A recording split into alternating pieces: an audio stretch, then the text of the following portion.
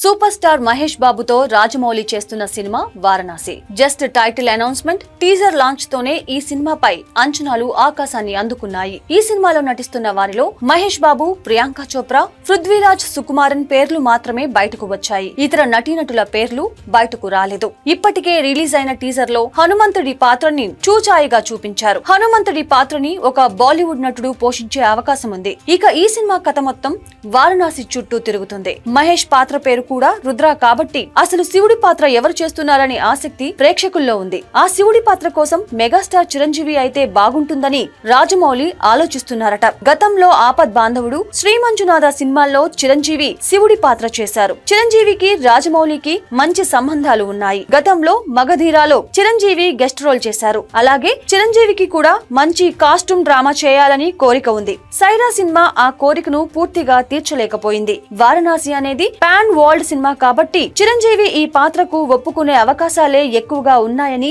సినీ విశ్లేషకులు అభిప్రాయపడుతున్నారు.